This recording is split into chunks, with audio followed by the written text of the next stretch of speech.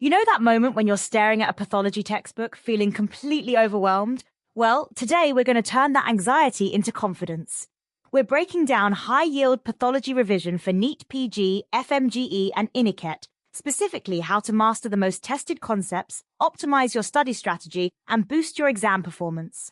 By the end of this episode, you'll have a clear roadmap to pathology success. And it's such a crucial topic because pathology isn't just another subject, it's the bridge between basic sciences and clinical medicine. According to recent exam analyses, it consistently makes up about 6 to 8% of questions across these competitive exams.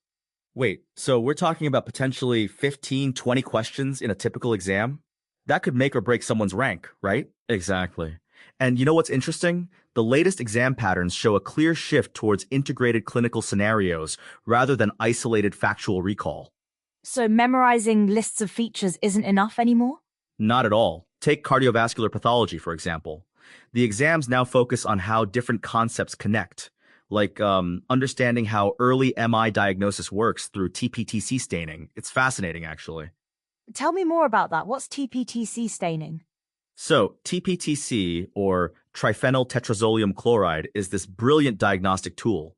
When you dip heart tissue in it, normal areas turn brick red because they're rich in an enzyme called LDH.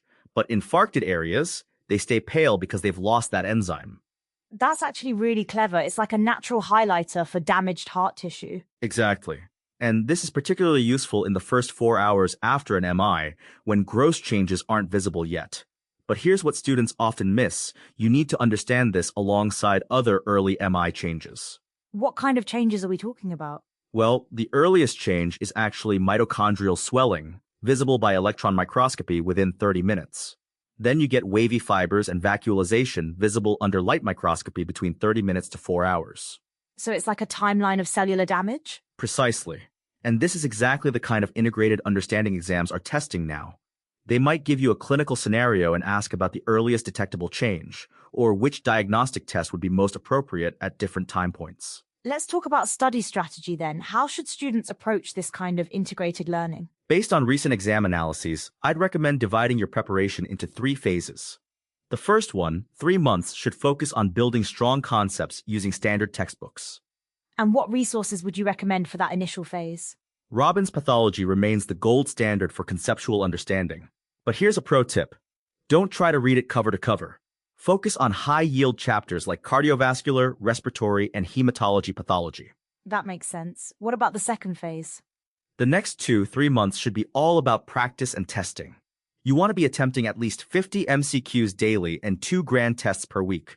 This is where you start seeing how concepts connect in exam-style questions. And I imagine this helps identify weak areas too? Absolutely. And speaking of weak areas, let me share something fascinating about endocarditis. It's a topic students often struggle with because there are multiple types. Oh yeah? Break it down for us.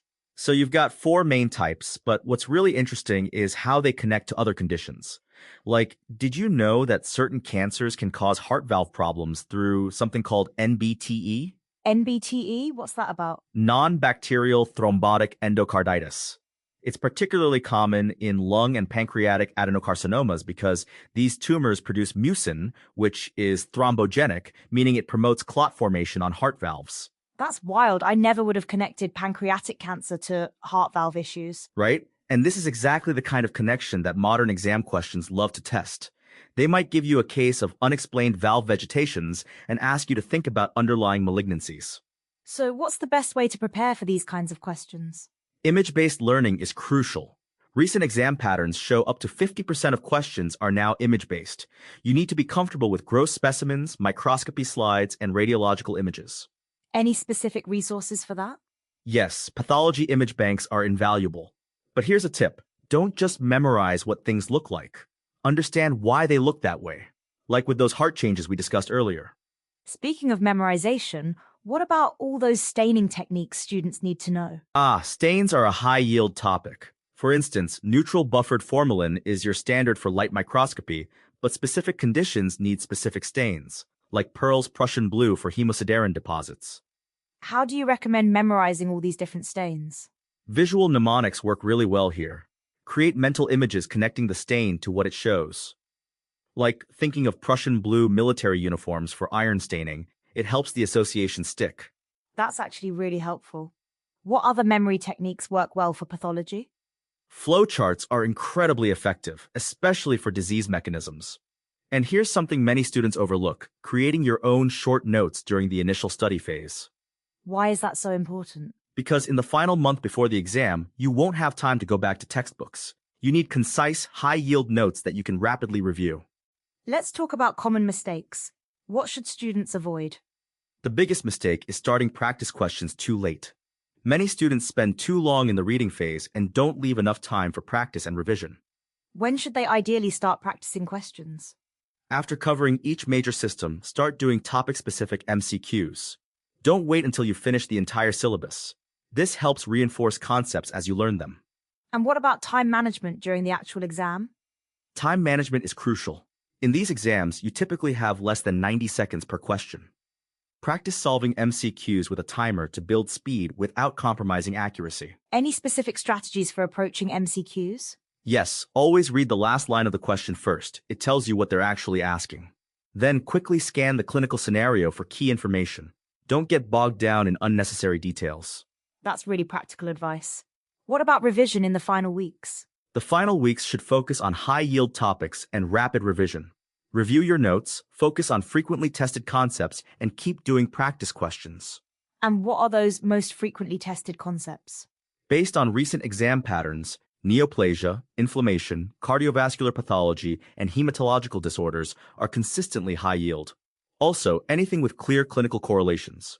How should students approach these topics? Focus on understanding disease mechanisms rather than just memorizing features. For example, don't just know what amyloidosis looks like. Understand why it occurs and how it affects different organs. That makes a lot of sense. Any final tips for our listeners? Yes, maintain an error log while practicing questions. When you get something wrong, note it down and review those topics regularly.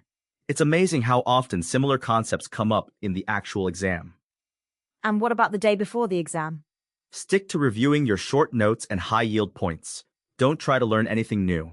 And most importantly, get enough rest. A fresh mind makes better decisions during the exam. This has been incredibly helpful. Any last words for students feeling overwhelmed? Remember that pathology isn't just about memorizing facts, it's about understanding how diseases work. Once you grasp the basic mechanisms, everything else starts falling into place. So when you step back from all this, what's the key to success in pathology? It's about building connections between basic sciences and clinical medicine, between different disease processes, between what you see in images and what's happening at the cellular level. And that's really what makes pathology fascinating, isn't it?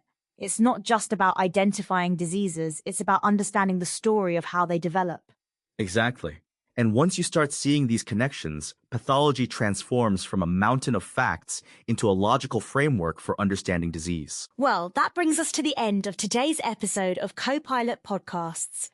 Remember, just like that TPTC stain reveals hidden heart damage, the right study strategy can reveal the underlying logic of pathology. Thanks for listening.